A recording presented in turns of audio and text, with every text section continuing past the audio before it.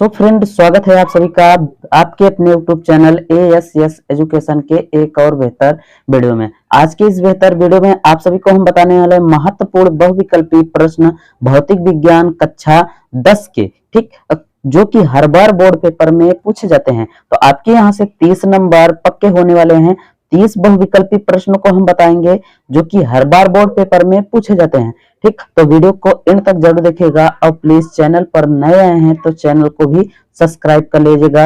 आपको हर विषय से आपको लॉन्ग क्वेश्चन भी और उसके बाद शॉर्ट क्वेश्चन भी और उसके बाद बहुविकल्पी प्रश्न भी आपको मिलते रहेंगे। तो आप प्लीज चैनल को जरूर सब्सक्राइब कीजिएगा। चलिए, प्रश्न नंबर 1 है, प्रकाश के अपवर्तन के कितने नियम हैं? तो पहला है 1, दूसरा है 2, तीसरा है 3 और चौथा डी। तो यहाँ से ऑप्शन में कौन सा सही हो जाएगा? दूसरा ऑप्शन सही होगा। चलिए, दूसरा क्वेश्चन है, क्वेश्चन नंबर 2 है, F बराबर R/2 सत्य है केवल इस चारों में से आपको एक ही सत्य है। तो जो सत्य है उस पर क्या करना है? सही का टिक लगाना है। ए नंबर में है अवतल दर्पण में या उत्तल दर्पण में या ए और दोनों में, या फिर डी नंबर है समतल दर्पण में। तो ठीक, यहाँ से क्या हो जाएगा? F बराबर R/2। तो अवतल दर्पण में, उत्तल दर्पण दोनों में है, तो इसका मतलब सी ऑप्शन क्या हो जाएगा? सही हो जाएगा। ठीक, चलिए नेक्स्ट क्वेश्चन की बात करें। क्वेश्चन नंबर 3 है, दर्पण की चौड़ाई को दर्पण कहा जाता है। दर्पण की चौड़ाई को दर्पण कहा जाता है किसके द्वारा? तो पहले ए है फोकस, दूसरा बी है द्वारक, सी है ध्रुव द्वारा, या इनमें से कोई नहीं। ठीक, तो इनमें से कोई नहीं, तो सी इसमें ऑप्शन कौन सा सही हो जाएगा? इसमें ऑप्शन नंबर बी सही हो जाएगा। दर्पण को द्वारक को चौड़ाई की दर्पण कहा जाता है। ठीक, चलिए क्वेश्चन नंबर 4 यहाँ से है, किसी समतल दर्पण में लेटर P को देखने पर कैसा मालूम पड़ता है? तो R जैसा मालूम पड़ता है, या फिर O जैसा मालूम पड़ता है, या फिर Q जैसा मालूम पड़ता है, या फिर इनमें से कोई नहीं। अब क्वेश्चन को एक बार समझ लीजिए फिर से कि किसी समतल दर्पण में लेटर, अब ABCD के लेटर जो P होता है को देखने में कैसा मालूम पड़ता है। तो आप शीशे की यहाँ बात कर रहा है, तो दर्पण में P को यदि देखेंगे तो किस प्रकार दिखाई देगा? तो यहाँ से ऑप्शन सी सही होगा कि क्यों जैसा दिखाई पड़ता है। ठीक, ऑप्शन सी सही होगा। ठीक, चलिए प्रश्न नंबर 5 की बात करें। अवतल दर्पण में आभासी और सीधे प्रतिबिंब के लिए आवर्धन होता है। ठीक, तो पहला ए है ऋणात्मक, या फिर धनात्मक, या फिर ए व बी दोनों में, या फिर इनमें से कोई नहीं। ठीक, तो यहाँ से पांचवें में ऑप्शन कौन सा सही होगा? तो बी नंबर सही होगा। ठीक, यदि आपको समझ में आता है तो आप पहले से ही टिक लगा सकते हैं। यदि नहीं समझ में आता है तो वीडियो इन तक जरूर देखते रहिए, आपको जरूर आसान तरीके से समझ में आ जाएगा।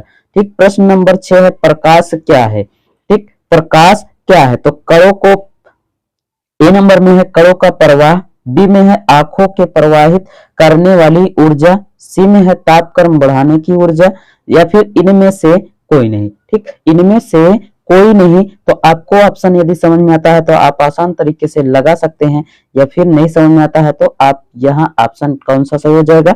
ऑप्शन बी सही होगा। ठीक, चलिए नेक्स्ट क्वेश्चन की बात करें। क्वेश्चन नंबर 7 यहाँ से है, कौन सा लेंस अपसारी लेंस भी कहलाता है? ठीक, कौन सा लेंस है जो अपसारी लेंस कहलाता है? ठीक, पहला ए में है अवतल लेंस, बी में है उत्तल लेंस, या फिर सी में है अवतल एवं उत्तल दोनों, या फिर डी नंबर में है नॉन ऑफ दिस। ठीक, तो आपको यहाँ से समझ में आ रहा होगा तो आप आसान तरीके से लगा सकते हैं, या फिर हम बताते हैं ऑप्शन नंबर ए इसमें क्या होगा? सही होगा।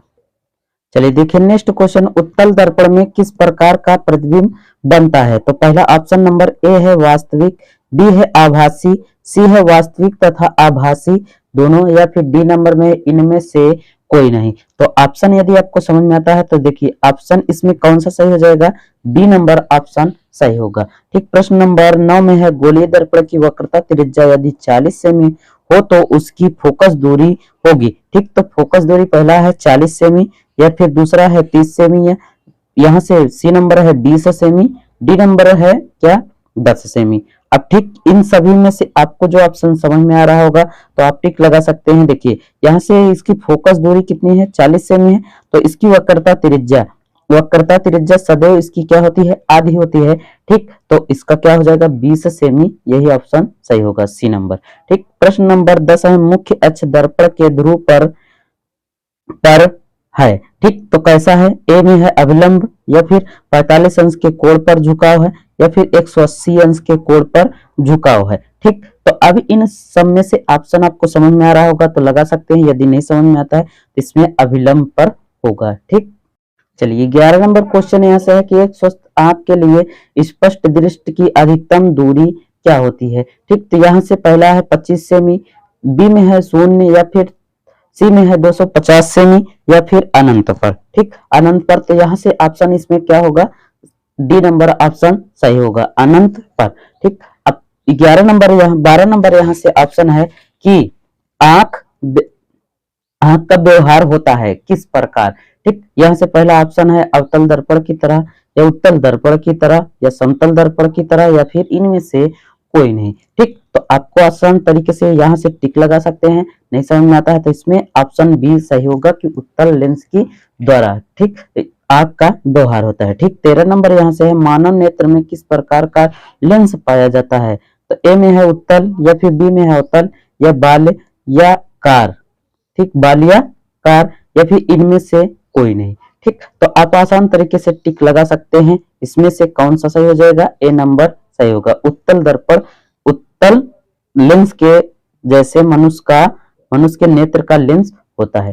ठीक, अब यहाँ से 14 नंबर है, किसी नेत्र का निकट बिंदु होता है। ठीक, नेत्र का निकट बिंदु होता है, ए नंबर में है 2.5 सेमी, या फिर 2.5 मीटर, या सी नंबर में है 25 सेमी, या फिर 3 मीटर। ठीक, इन सब में से आपको आसान तरीके से जो समझ में आता है आप टिक कर सकते हैं। इसका किसी नेत्र का निकटतम बिंदु होता है 25 सेमी। ठीक, चलिए यहाँ से 15 नंबर क्वेश्चन है कि नेत्र गोलक का व्यास लगभग होता है। नेत्र का गोलक का व्यास लगभग होता है, तो ए में है 4 सेमी, ठीक, बी में है 2.3 सेमी, या फिर सी में है 3.2 सेमी, ठीक, 3.8 सेमी, डी नंबर में है। ठीक, तो आपको क्या करना है भाई कि आपको समझ में आ रहा हो तो टिक लगा दीजिए, अन्यथा हम बताते हैं आपको यहाँ से कौन सा सही हो जाएगा, ऑप्शन बी नंबर ऑप्शन सही होगा। और इन सब क्वेश्चनों को यदि तैयार कर लेते हैं तो आपके हम बता रहे हैं कि जितने भी बहुविकल्पी प्रश्न पूछे जाएंगे आप आसान तरीके से टिक लगा सकते हैं, क्योंकि इतने ही क्वेश्चन में हर बार बोर्ड पेपर में जरूर पूछा जाता है। ठीक, अब 16 नंबर में कौन रंग है जिसका खतरे का सिग्नल में प्रयोग होता है। ठीक, खतरे के सिग्नल में प्रयोग होता है, तो यहाँ से नीला रंग, या फिर बैगनी रंग, या फिर लाल रंग, या फिर पीला रंग। ठीक, तो अब इन सब में से आपको आसान तरीके से समझ में आ रहा होगा, क्योंकि आप हमेशा देखते होंगे कि रेलगाड़ियों के या फिर आप जहां पर सिग्नल बने होते हैं सदैव उसमें लाल, पीले, नीले और बैगनी रंग के रंग लगे होते हैं, जो कि सिग्नल खतरे का निशान का जो सिग्नल होता है वह लाल रंग का दिखाई देता है। ठीक, अब यहाँ से है 17 नंबर, ऊर्जा का एसआई मात्रक होता है। ऊर्जा का एसआई मात्रक क्या होता है, तो ए है कैलोरी, बी है जूल, सी है ताप, या फिर इनमें से कोई नहीं। ठीक, इन सब में से आपको समझ में आ रहा होगा तो लगा सकते हैं, या फिर ऊर्जा का जो मात्रक होता है वो क्या होता है, जूल होता है। ठीक, यहाँ से 18 नंबर है, आवेश का मात्रक है।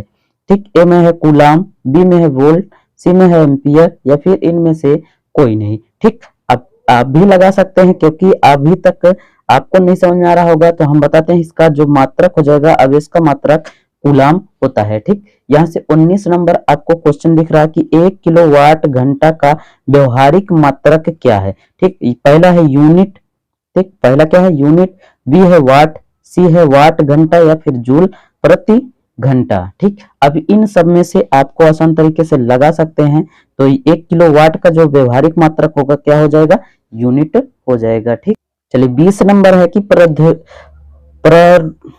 प्रतिरोधक का मात्रक है। प्रतिरोधक का क्या मात्रक होता है, तो ए में है ओम, मीटर, या फिर ओम। ठीक, ओम होता है, या फिर ओम प्रति मीटर, या फिर नॉन ऑफ दिस, इनमें से कोई नहीं। ठीक, ऑप्शन इसमें से क्या हो जाएगा, पहला ऑप्शन क्या होगा, सही होगा। प्रतिरोधकता का मात्रक होता है ओम मीटर। ठीक, 21 नंबर में है किसी की विद्युत बल्ब का फिलामेंट होता है। विद्युत बल्ब जो दिखते हैं आप, उसका फिलामेंट जो उसमें अंदर की तरफ लगा होता है, उसका फिलामेंट किस चीज का बना होता है। तो पहला है टंगस्टन का, या तांबे का, या प्लेटिनम का, या फिर इनमें से कोई नहीं। ठीक, यहाँ से ऑप्शन इसमें क्या हो जाएगा, ए नंबर ऑप्शन सही होगा, टंगस्टन का वह बना होता है। चलिए 22 नंबर यहाँ से क्वेश्चन है कि विद्युत धारा उत्पन्न करने की युक्ति को कहते हैं। पहला है जनित्र, या फिर बी है गैलेनियोमीटर, या फिर एमीटर, या फिर मोटर। ठीक, अब इन सभी में से आपको ऑप्शन समझ में आ रहा होगा तो टिक लगा सकते हैं। ठीक, नहीं समझ में आता तो हम बताते हैं इसको क्या कहते हैं। विद्युत धारा को उत्पन्न करने वाले युक्त को कहते हैं जनित्र। ठीक, यहाँ से 22 नंबर है। 23 नंबर क्वेश्चन देखिए, 23 नंबर में है कि घरों में विद्युत से दुर्घटना किसके कारण होती है। ठीक ठीक, तो आपको समझ में आ रहा होगा कि घरों में जो आप देखते हैं कि घरों में लाइट लगी होती है, तो उसमें अधिकतम किस दुर्घटना किससे होती है। तो पहला है फ्यूज द्वारा, फ्यूज तार द्वारा, या शॉर्ट सर्किट द्वारा। ठीक, सर्किट द्वारा, या उच्च धारा प्रवाह में, या इनमें से कोई नहीं। ठीक, तो आपको समझ में आ रहा होगा तो टिक लगा सकते हैं। नहीं समझ में आता है तो इसमें क्या हो जाता है, सर्किट द्वारा, क्योंकि विद्युत जो जनित्र में जो घटनाएं घटती हैं हमेशा सर्किट से ही क्या होते हैं, विद्युत खराब होती हैं और उसी के कारण दुर्घटनाएं हमेशा होती हैं। चलिए यहाँ से 24 नंबर है विद्युत मोटर परिवर्तन करता है। ठीक, अब यहाँ से 4 ऑप्शन दिए गए हैं। पहला है कि यांत्रिक ऊर्जा को विद्युत ऊर्जा में, ठीक, यांत्रिक ऊर्जा को विद्युत ऊर्जा में, या विद्युत ऊर्जा को यांत्रिक ऊर्जा में, या फिर रासायनिक ऊर्जा को विद्युत ऊर्जा में, या फिर डी नंबर है विद्युत ऊर्जा को रासायनिक ऊर्जा में। ठीक, तो अब यहाँ से आपको समझ में आ रहा होगा तो लगा सकते हैं। नहीं समझ में आता है तो इसमें क्या हो जाएगा, विद्युत ऊर्जा को यांत्रिक ऊर्जा में परिवर्तन करता है कौन, विद्युत मोटर। ठीक, समझ में आ गया होगा आपको। चलिए 25 नंबर यहाँ से दिख रहा होगा आपको, चुंबकीय क्षेत्र चुंबक के ध्रुवों पर होता है।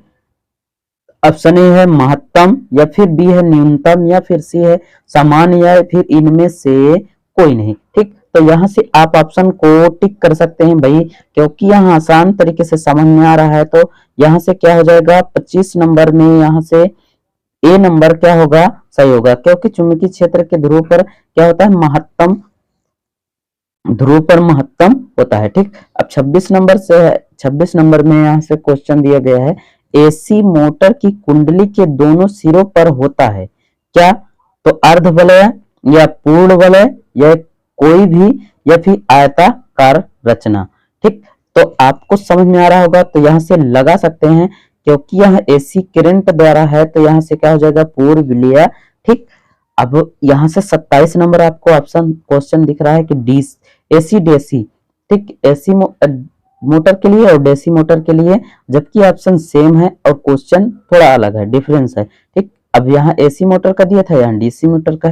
डीसी मोटर की कुंडली के दोनों सिरों पर होता है। ठीक, तो ऑप्शन सेम है कि अर्ध वलयाकार, या पूर्ण वलयाकार, कोई भी, या फिर आयताकार। अब इन दोनों में से ऑप्शन एक आप क्वेश्चन एक आ सकता है तो आपके दिमाग को घुमा सकता है। ठीक, तो यहाँ से समझ लीजिए कि कौन सा यहाँ से ऑप्शन होगा। तो यहाँ से ऑप्शन नंबर देखिए कि इसमें पूर्ण विलयाकार था तो इसमें क्या हो जाएगा, अर्ध विलयाकार। ठीक, ऑप्शन ए क्या है, सही है। ठीक, अब यहाँ से 28 नंबर आपको क्वेश्चन दिख रहा है कि चुंबकीय क्षेत्र की तीव्रता का मात्रक होता है। ठीक, तो ऑप्शन ए है कि आर टेल्ट, या टेस्ला, या फिर इनमें इन दो ए और बी दोनों, या फिर नॉन ऑफ दिस। ठीक, नॉन ऑफ दिस, तो यहाँ से ऑप्शन नंबर सी क्या हो जाएगा, सही, क्योंकि दोनों मात्रक चुंबकीय क्षेत्र के ही हैं, टेस्ला भी और ओर्टेस भी। ठीक, अब यहाँ से देखिए कि 29 नंबर आपको क्वेश्चन दिख रहा है। चलिए 29 नंबर, चुंबकीय बल रेखाएं खींची जा सकती हैं लोहे के बुरादे द्वारा, या फिर बी है दृक् सूचक द्वारा, ए व बी दोनों में, दोनों द्वारा, या इनमें से कोई नहीं। ठीक, इनमें से कोई नहीं। तो यहाँ से 29 नंबर ऑप्शन क्या हो जाएगा, ऑप्शन इसमें सी सही होगा, ए व दोनों, दृक् सूचक द्वारा या फिर लोहे के बुरादे द्वारा। ठीक, तो यहाँ से 30 नंबर है, विद्युत चुम्बकीय प्रेरण की खोज किसने की थी। ठीक, तो यहाँ से पहला ऑप्शन है फ्राडे ने, या फिर मैक्सवेल ने, या एम्पियर ने, या फिर फ्लेमिंग ने। ठीक, यहाँ से 4 ऑप्शन दिए गए, तो चारों ऑप्शन में से आप आसान तरीके से समझ सकते हैं। ठीक, इसमें से कौन सा सही हो जाएगा। तो यहाँ से विद्युत चुम्बकीय की प्रेरण की खोज किसने की थी, तो यहाँ से फ्लेमिंग द्वारा। डी ऑप्शन क्या होगा, सही होगा। आज के वीडियो में बस इतना ही, मिलते हैं आपको नेक्स्ट वीडियो में। और वीडियो पसंद आई होगी तो एक से लाइक और सब्सक्राइब जरूर कर दीजिएगा भाई, अपने दोस्तों तक जरूर शेयर कीजिएगा, ताकि वो भी आसान तरीके से इन सभी 30 बहुविकल्पी प्रश्नों को समझ सकें और पढ़ सकें। और ऐसे भी बहुत सारे आपको हम बहुविकल्पी प्रश्न बताएंगे जो कि हर बार बोर्ड पेपर में पूछे जाते हैं, लॉन्ग क्वेश्चन भी और शॉर्ट क्वेश्चन भी, हर चैप्टर से, हर किताब से, चाहे वो क्या हो, मैथ का भी हो, ठीक, उसमें बताएंगे, और साइंस का, विज्ञान का भी हो, उसका भी बताएंगे। ठीक, और यहाँ से मैथ हो गया तो सामाजिक विज्ञान का भी बता देंगे। ठीक, और उसके बाद हिंदी का भी बता देंगे। तो आपको वीडियो पसंद आई होगी तो लाइक शेयर सब्सक्राइब जरूर कीजिएगा। और अंग्रेजी के भी आपको बहुविकल्पी प्रश्न जितने भी अच्छे से आते हैं आप सबको हम बता देंगे। आज के वीडियो में बस इतना ही।